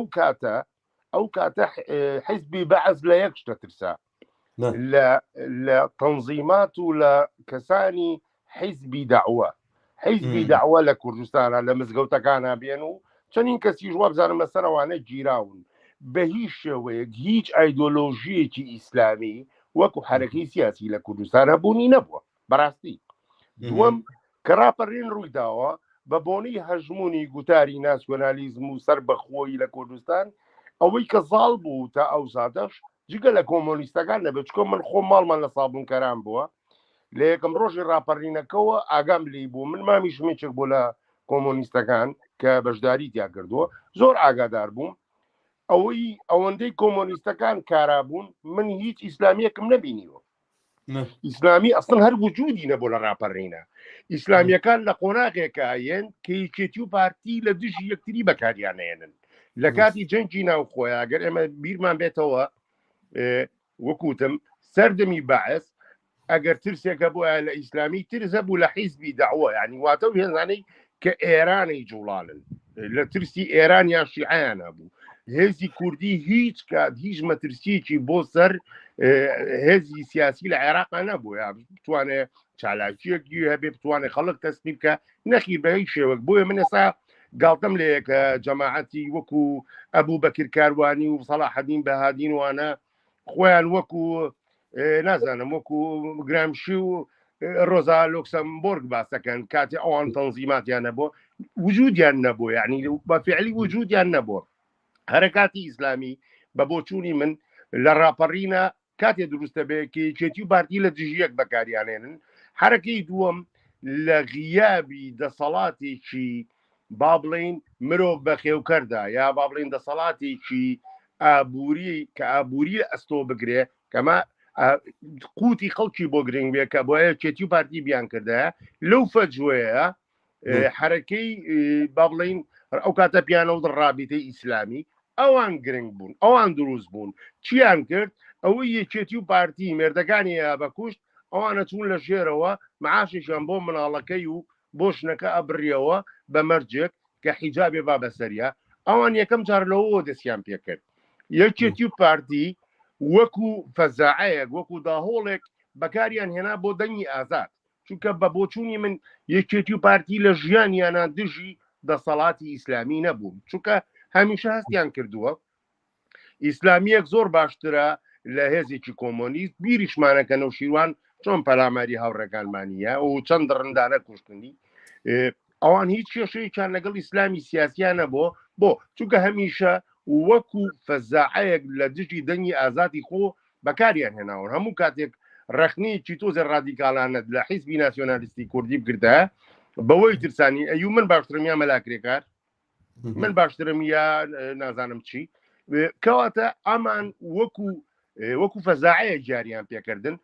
وەکو با بڵین فرانکشتاینێک کە 2000 لە خۆیان هەڵگەڕایەوە واشەکە ئێستا دەسەڵاتی ناسیۆنالیستی کوردی کە ئەگەر هەرچنە من ئەوان شەقەمە قوسەوە هیچ گوتاری کەمپێنیە نەگۆڕان گوتارێکی هەیە نەیەکێتی نەپارتی باشترین دۆخ بۆ ئەوان کێ ئیسلامیەکانە ئەگەر تۆ دیقەتیش بی کاک شەماڵ نازانم من هەڵە بمیاننا هەست دەکەم لە دوای بردنەوەی ئەم جارەی ئەخیری ئەردۆگانەوە ئەوە تا ئەبینی دەنگیان بە تەواوەتی نێر بووە دەنگیان بە تەواوەتی نێر بوو و ناکترسن چونکە هەستەکەن پشت و پەنایان هەیە من ئەمە بۆ چوونمە چ لەم لاوە ئێرانیش با بڵین دنیانەیە و مۆبەلای زیانەکە لەو لاشەوە پاڵپشتێکی گەورەیان هەیە بەڵام بیریشمان نەچێ هەمیشە ئیستیغلالی ئەو فەجوە اقتصادیە گەورەکەن کە لە واقعی ئێمە هەیە بۆ نمونە کچێک دوێنێ یەکەم بووە وای خسۆتە مێشکیەوە گەربینێرە بۆ حەمرە ئیتر یەکەمیەکێ بێ بە عەبقەریەت زۆر دەستە خۆش بەڵێ من ڕاستەکە من باسێکت کرد لەسەر مۆزۆی ناسیۆنالیزم و مۆزۆی بڵێن ئەو موقعەتی کە بڵێن ئەو پەیوەندی کە ناسیۆنالیزم بە یاخود بە حیزبەکانی کوردایەتی بە ئیسلامیەکانەوە هەیەە باسەکە بە بڕیان وەکو فەزاعان زین چۆنە خۆی خودی ئەم کوردایەتیە لە وڵات لە هینا هەرێمی کوردستان ئەم باسی ئێران ناکەم و باسی تورکیاش ناکەم و باسی سووریاش ناکەم من باسی هەرێمی کوردستانەکەم ئەم کوردایەتی هەرێمی کوردستانی ئێمە لە ڕادە بە دەرکۆنە پەرستە یعنی ئەم کوردایەتی کوردستانی ئێمە هیچ دروستکاریەکی تیا نەبووە لەو ڕۆژەوە کە دروست بووە دەسەڵات بەدەست مەلاوە بووە تر خۆ ینی سەرۆکی ئەم جوڵانەوەی ئەم حرەکەی و خەڵقی بە شوێن کەوتۆ مەلا بوو بە معنای کەلیبە مەلا بووە یانی ئەوە نییە مەسەلەن بڕۆ فەرهەنگی ببینەوەوانە فەرهەنگی هیچ لەگەڵم ئیسلامیانە ئێستا فەرقی نییە ینی مەسەلەن باسی ژن کوشتن ئەخر لە کوردستانە کوا ئیسلامەکان دەستیان کرد بە ژن کوشتن نەوشیروان دەستی پێ کرد بە ژن کوشتن ینی کە ئێمە لە ڕاپەڕین کە هاتنەوە ئەوانە یەکەمین حملەی ژن کوشتن لە شاری سلێمانیا بە ئەمری مباشری نەوشیروان ئەنجام درا و ینی ئەفرادەکانش کە ئەنجامیانداوە معلوم و ناسراون لە کوردستان لە سلێمانیا زانن چێت کە چوونە و ژنانیان کوشکە گوایە تەعاونیان هەیە لەگەڵ بەعساوەمانە لە ژێر ئەم ناوەیە ئەمجا ژنیانە کوش دوای لافیتیان هەڵەواسی وڵا بە هەڵە کوشمان ناوی لە ناوی یەشێکی تر چۆ لە لیستەکەیە کە هاتووە هەڵەمان کردووە هەڵی تەبع بۆ دیارە هەڵی چاپ بووە بە هەڵی چاپ ژنیانە کوشت ئەمە واقعیەتی بێ ینی ئەزانی کوردایەتی لە کوردستانی عێراقا لە بنەوە لە ڕەگ و ڕیشەوە پەیوەندی لەگەڵ جوڵانەوە ئیسلامیەکانە هەیە ئەوەی کە باسی عەلمانیەتی ئەم ئەحزابانە بکرێەوە ئەوانە بەڕاستی لە نوکتەیەک زیاتر هیچی تر نییە ئەم ئەحزابانە ئۆرگانیک شێوەی ئۆرگانیک باسی سیاسی ناکەم یعنی هەر پێک هاتەکەیان دروستبوونەکەیان ئەوەی کە لەسەر ئەساسی ڕەوابتی عەشیرەتی و بڵێن خزمایەتی و ئەمانە پێکاتون ئەوانە ئەو زمینەی ساز کردو بۆیکەوە ئیسلامی سیاسی تیا گەشە بکە سەبارەت بۆی کە ئیسلامیەکان نەبوون ئەزانی چۆن وەکو حەلەقات هەبوون ئەوانە کە مەسەلەن تەواان لە دەرەوە دەرناکەوت مەزاهیرەکانیان دیار نەبوو بەڵام لە هەڵەبجەیە ناوەند دیار هەبوو مەسەلەن لە چەمچەماڵە من خۆم لە چەمچەماڵم بیرم دێ وەختە یەکەمین ئەڵلقەکانی بڵێن جوڵانەوە ئیسلامیەکان لەوێ دروستە بوو مەسەلەن خەڵک خەڵک گیرا دراوسی خۆم بوون ئیعدام کران لەسەر حیزبی داوە ئەوانە لەسەرەوەی کە ڕەوابیتیان هەبوو لە بڵێن جوڵانەوە ئیسلامیەکانێتن حیزبی داوە بوو یا ئیخوان موسلیمین و بەرحاڵ بەچەکەوە گیرا و ئیعدام کرا یعنی ئەمانە هەبوون بەڵامەوەی کە بڵێ دەوریان هەبێ و ڕۆڵیان هەبوو بێت و دەرکەوتنیان هەبێ ئەوانە واقعەتی هەیە کە نەبوون فعلەن ئەم دۆخە کە باسم کرد من باسی نزانیت چۆنە شتێک هەیە لە کوردستانە ئێمە لەگەڵی بەرەوڕی ئێمە کەم زەیمانە چێتە سەری نانی باسەکە لەسەرەوە نیە چینی کارگەر و کۆمونیستیات شەبیاهین تۆ لە جێگایەکە کە قسە لەسەر ئازادی یەکسانی بکەی قسە لەسەر ژیانیشی باشتر بکەی خەڵک بێ ئومێدی هەبێ خەڵک بێ بڕوای هەبێ بەڵێ من ئەتوانم ئەم کارە ئەنجام بم ئێمە ئەم ئومێدە لە کوردستانە زۆر دەمێکە کێشەی گەورەی لە بەردەما دروست کراوە زۆر دەمێکە سەری بە قوڕا کراوە زۆر دەمێکە ئەم ئومێدە لە خەڵک سەنراوەتەوە و ئەم نائومێدیە بڕوای من زمینەیەکی زۆر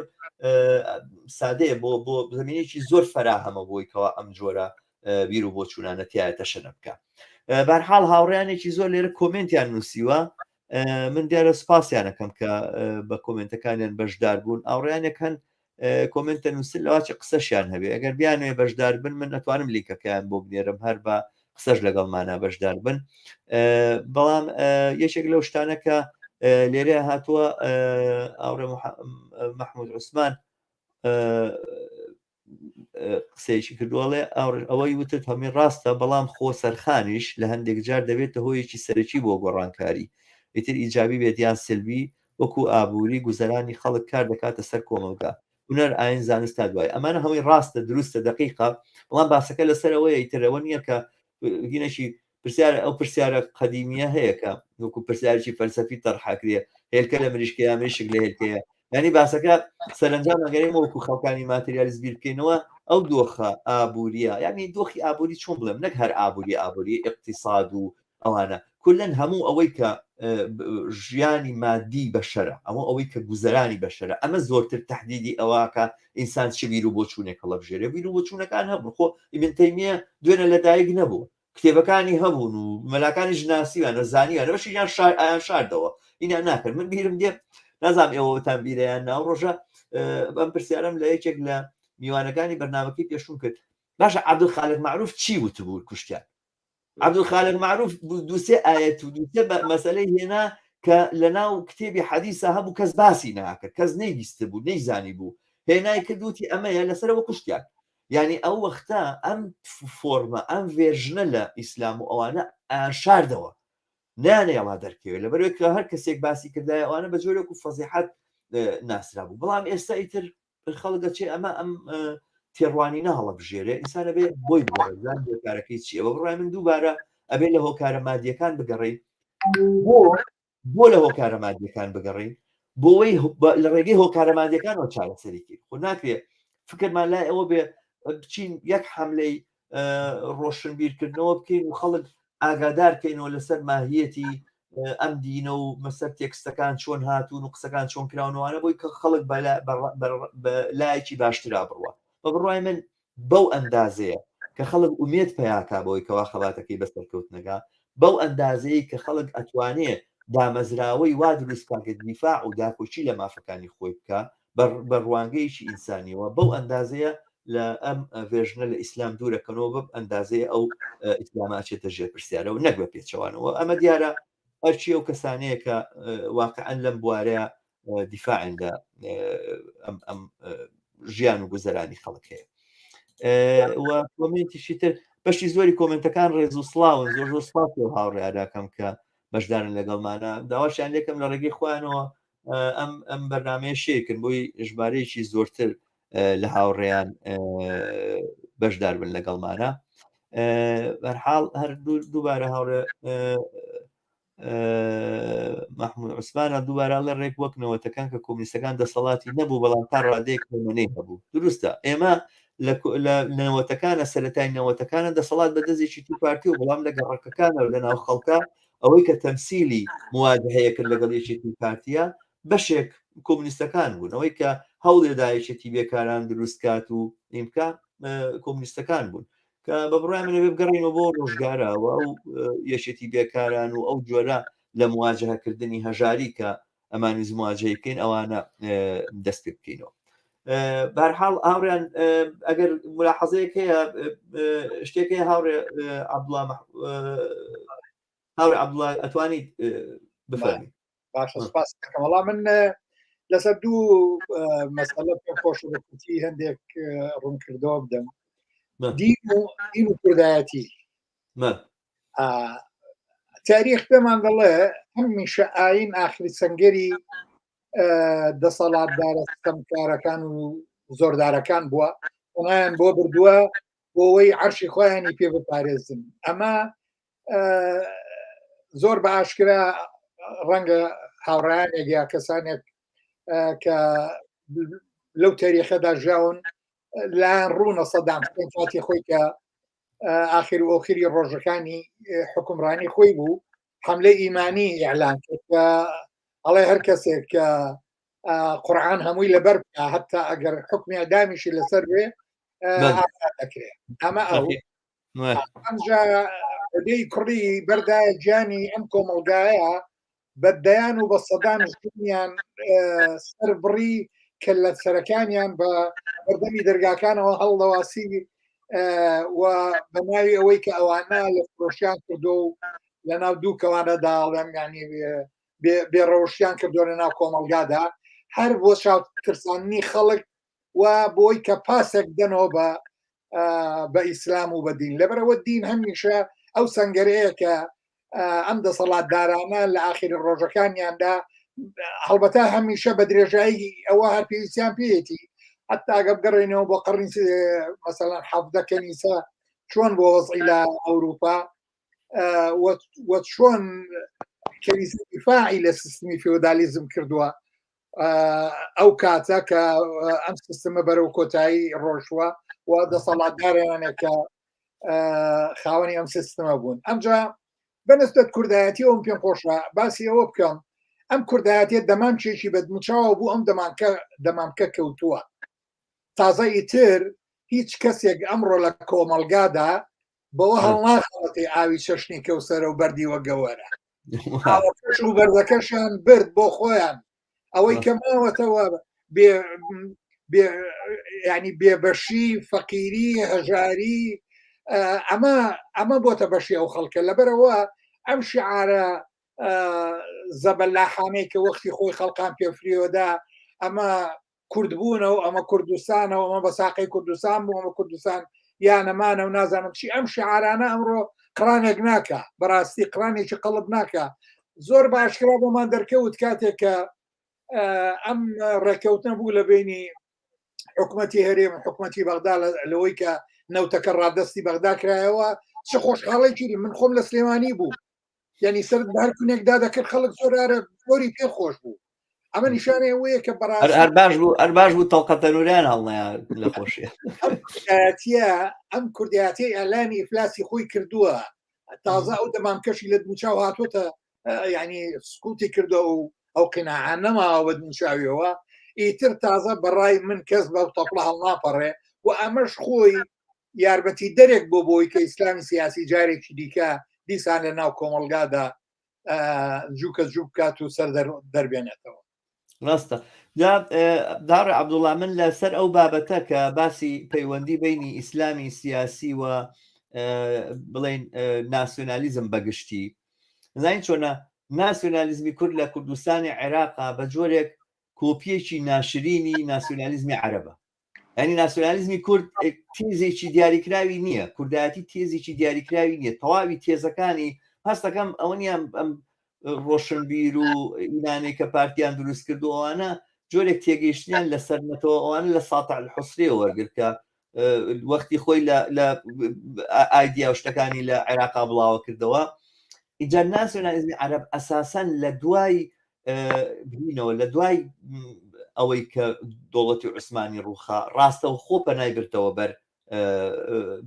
ئیسلامیزم پەنای بردەوە بەر دین و بەر ئیسلام و بەر ئەوانە یعنی ملاحظەیەوە بکەن لە دەستوری ساڵی 1929 میسر بەندێکی تایە کە ئەڵێ دینی دەوڵەت ئیسلامە پێم وا بێ مادەی 142 لە دەستورەکەیە کە وەختێک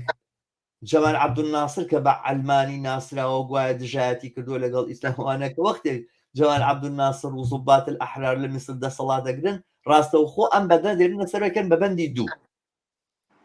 جەمال عەبدولناسر کە قەراری تەمیمی قەناتی سوێسی کردو ئەوانە لە جاتێوەی ئاپۆڕەیەکی جەماوەری کۆکاتەوە و ئیتر ئەمە ڕابەری خەڵکە ئەوانە چوو لە جامعی ئەزهەر لەسەر منبەری جامعی ئەزهەر ئیعلانی ئەمەی کرد یعنی کە بیرەکەیتەوە باسەکەن ئێستا لەو فترەیە لەو فترەیەوە کە 52 شۆشی 52 یا بڵێن انقلابی 52 میسر ڕوویداوە ئەوانە تا ئێستا بە تەواوی ئەو ماوەیەی کە لە عەمرو بن عاسەوە میسر لەژێر دەستی ئیسلاما بووە هەتاکو ئەو ساڵی 52 لە دوای 52 مزگەوت زۆرتر لەو کاتە دروست کراوە یعنی ئەو ژمارەی ئەو مزگەوتانەی لە دوای 52 لە میسر دروست کراونەوەوانە زۆر زیاتر بۆ لەوەی کوا لە پێشەوە دروست کراوە یعنی پەیوەندی ئەم هینە ئەم قەومیەتە لەگەڵ ئیسلاما و دەستگیرۆیکردنی ئیسلام و دەستگیرۆیکردنی ئیسلامیزم زۆر بەرجەستە و ئاشکرا بووە بەڵام ئەمانەی تر بە عەلمانی ناسراونەوەوانە و بە عەلمانیش بە سەر ئێمەیە ساغێکەنەوە جا ئەو ناسیۆنالیزمی کوردی کە لە کوردستانی عێراقا هەیە کۆپیەکی ناشرینی ئەم ناسیۆنالیزم متەخەلیف و دواکەوتوویە کە بڕوای من پەیوەندیەکی زۆر پەیوەستیەکی زۆر ئۆرگانیکی لەگەڵ ئەم تێڕوانینە هەیە بۆ دنیا کە ئیسلام هەیەی هاوڕێ عەزیز عەبد بە فارسی کۆمنتێکی نووسیوە من ڕاستەخۆ بیکەم بە کوردی ماندوو نەبی هاوڕە شەماڵ و هاوڕێیان کۆمەلگای سەرمایەداری پاسەوانی جوڵانەوەی ناسیۆنالیستی و مەذهبی ئیسلامیە و زۆر لە مێژە کە ناسیۆنالیزم کە جایزە وەرەگرێ یاخود پاداش وەرەگرێ لەلایەن کۆمەلگەی سەرمایەدارەوە تا کۆمەلگا خەڵکی کارگەر و زەحمەتکێش هەژارتر بن و زۆرتر لە لایەن کۆمەلگای سەرمایەداریەوە کۆنتترۆل بکرێن لەلایەن ناسیۆنالیسم و مەذهبەوە زۆرتر کۆنتترۆلەکرێن چونکە کارگەران و زەحمەتکێشان و بندەستەکان زیاتر بە شوێن بەدەستێنانی نان کرێخان و پێداویستیە تەندروستیەکان و دەرمانیەکان و خواردن شەو ڕۆژ بۆ خێزانەکانیان کارەکەنیان بە دوای ئەوەوەن و کاتی بیرکردنەوەیان بۆ خەباتی سیاسی و چینایەتی لەدەست ئەدەن. بەرحاڵ لەواچە تەواو نەکرابێ، بەڵام ئەوەنەی کە دەرکەوتووە ئینم کرد. من دووبارە ئومێدوارم هاوڕێیانەکە کۆمنتی ئاوا درێژانی هاتمە قسەیان زۆرە بیکەن، خۆشحاڵم لەگەر بەشدار بن و ڕاستەخۆ قسەکانی خۆیان بکەم. بەرحاڵ منیش تێیدێ و تەسویرەکەم لە عمومیەتە وایە و بەو ئەندازەی کە هەژاری ئەمە زۆرتر جاران باسیەوە کراکە چەندێک هەژاری زۆرتر بێت لە کۆمەلگایە ئەوەندە شۆڕش فەرامترە، بەڵام بەبڕای من ئەم عادەلێ زۆر دقیق نییە. کاتێک هەژاری وە دۆخی لەباری ئابوووری بێتە هۆی شۆڕشکردن و ڕاپەڕینەوەوانە کە ڕێکخراوبوون وجودی هەبێ کۆمەلگایە کە هیچ دام و دەستگایەک و هیچ ناوەندێکی بۆ ڕێخستنی خەباتی جەماوەرتیان نەبێ، هەژاری پشتیشتێنێ وەکەوەی کە بینیمان لە کوردستانە لە کاتی گەماروی ئابووریا لە سەرتاسەری عێراقی شاڕیدا. مامۆستا مەحموود هاوڕێ مەحموود عوسمان ئەڵێ ئەوەی سەدام حوسێن کە ناسیۆنالیزمی عەرەبی شکستی هێنا لە عێراق و سووریا و میسری تر خۆیان لە ئیسلام سونەدا دۆزیەوە و ئیسلامی سونەت چەترێکە بۆ ناسیۆنالیزمی عەرەبی وەک چۆن شیعەی سیاسی چەترێکە بۆ ناسیۆنالیزمی فارس. بەرحاڵ ئەمەش وایە ئەو پەیوەندیە و ئەو بڵێن ڕابتە ئۆرگانیکە کە لە بینی ناسیۆنالیزمی عەرەب و عروبەیە لەگەڵ ئیسلاما هەبوو لە ڕابردووە بەڕاستی لەگەڵ شکستی ساڵی 1970 ئیتر زۆر بە بەرجەستەتر دەرکەوت و دیار بوو. هاوڕێ حەمید کۆراچی ئەڵێت هەژاری تەنیا شۆڕش دروست ناکات بەڵکو هوشیاری هەژاری دروست دەکات. وایە هوشیاری هەژاری ینی فەقری بڵێن وعی فەقری وعی دروست دەکات. دقیقاً دروستە. بەرحاڵ من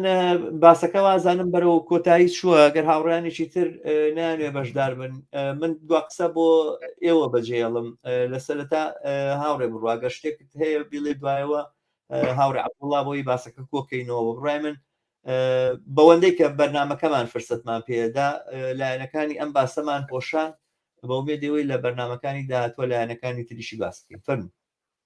زۆر سپاسان دەکەم بەڕاستی خۆشحاڵ بووم باستەکەم پرۆگرامێکی زۆر گرنگە و هیوادارم بەردەوام بێ تاکەم لە حەزەیەکە گەربیم کاکە شەماڵجان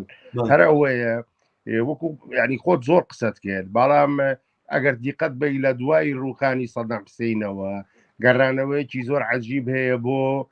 خێڵگەرایی بۆ عەشرەت بۆ طقوسی قەبەلی بۆ نمونە تۆ جەماعەتی تاڵەبانی ئەڵێن ئێمە سەر بە تەکێی عەبدولقادر گەیلانی و لازم نەقشبەندیەکانی لەم لە هەر یەکە و شتێکە لەو جەماعەتی بارزانی شتێکە هەمووی بۆ ڕێگ و ڕیشە ئاینەکەی خۆی گەڕێ بۆ چونکە تێگەیشتون هیچ ڕووچاوێکی ناسیۆنالیستیان لە واقعی سیاسیان نییە. دووەم هەر مۆدێلی دەسەڵاتیش لە عێراقا بۆ بە مۆدێلێکی دینی بەڵام تاکە پرسیارێکی لێراکە حەسەکەم وەکو دوونە قورچ بۆ کاتێکی تر بیگرم لە بوونی حیزبی شووعیە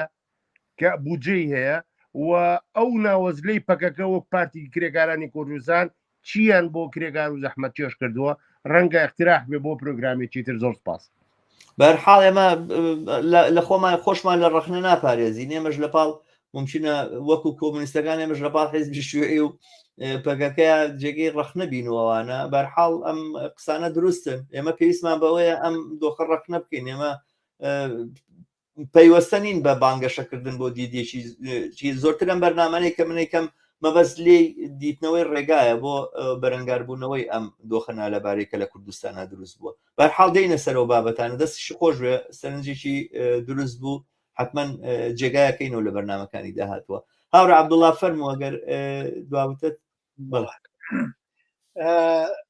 دواوتەم ئیشارە بە دوو شت دەکەم هاوڕێ شەماڵەگە یارمەتی هەبێ. یەکەمیان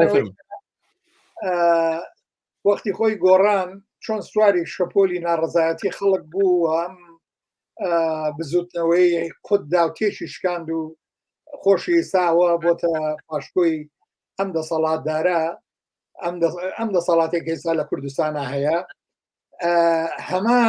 هەمان شارەنووسیش بەڕای من چاوەڕێی ئەوانە دەکا کە ئێستا خۆیان بە ئەو پۆزیسیۆن تعریف دەکەن و دایانەوێت کوردستان بکەنە بەهەش بۆ نمونە وەک نەوەی نوێ کە ئەویش وای لێ هاتووە ناتوانێت لە ژێر شاقەلی ینی ئیسلامی سیاسی بێتە دەرەوە ئەگەر متابعی قسەکانی ڕابەرەکەیان بکەی زوربەی قسەکانی بە ئیزنیخوا و ئینشاءالله و بەتەماشا هەتا کەناڵێکی دینیشی کردوتەوە ئەمە بۆ کەناڵی NRT قسەکە بیر نەچاوڕ عەبدوڵڵا کەناڵی NRT ئەگەر سەیری تەختیەکەی بکەی لەسەر مۆزوعی خواناس ینی ڕێک مقابلەیەکی کرد لەگەڵ باوچیا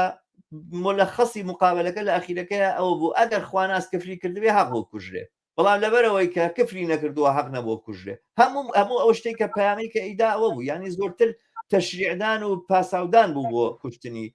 خواناسووریا نەگەوەی کە لە دژی بوەستێت دێمە سەر خاڵەکەی کە هەڕەشەماڵەویش بۆیە کە تۆم ڕۆکۆمنتێکن نووسی بوو لەسەر مۆزوعی یەکەمەکان و ئەوانە من باسیەوە ناکەم ئەوەش بۆ خۆی باسیەکە من خۆم ئەوەرەوەی مامەسا بووم و ینی ڕەنگە قسەی خۆمە بێ لەو بارەیەوە بەڵام ئەوەی کە خۆشحاڵی کردم لەو مۆزوعی یەکەمانە ئەوەیە کە ئەوانەی لە نێو دوو کەوانەدا پیان ئەڵەن ناقص العقل ئەوانە لە نزیکەی لە 1970 یەکەمەکانی کوردستان بوون ئەوانەی کە دەڵێن ئەمە بە دوانیان بە شاهیدێک دەشێ ئەوانە ناقص العقلن ئەوە لایەک بەڵام ئەوەی کە پێشم ناخۆش بوو ڕاستیەکەی تەماشام کرد زوربەی ئەو قوتابیانەی کە دیان قسە دەکەن هەر هەمووی یعنی وە نیە قسەکانیان ینی بۆنی ئیسلامی لێ زۆر ینی بەداخەوە مەسەلەن تۆ قوتابیە گەیشتە ئەو ڕادەیە کە بتوانێت لەباری عیلمیەوە مەسەلەن بگاتە ئەو پلەیە بەڵام دیسان خۆی لە خورافات و جەهلی ئیسلام دوور نەخزبێتەوە تۆزێک ناڕەحەتی کردم من زۆر سوپاس دەکەم دەست خۆش بێ بۆ هەموو ئەو سلسلە بەرنامانەی کە تا ئێستا کردوتەوە و لە دواتریژ بەتەمای بیکەی هیوای سەرکەوتن بۆ دەخوازم سوپاسێکی زۆریش بۆ هەموو هاوکاران لە کەناڵی هیوا و زۆر سپاس بۆ بەشداربوانیش کە بە کۆمنتەکان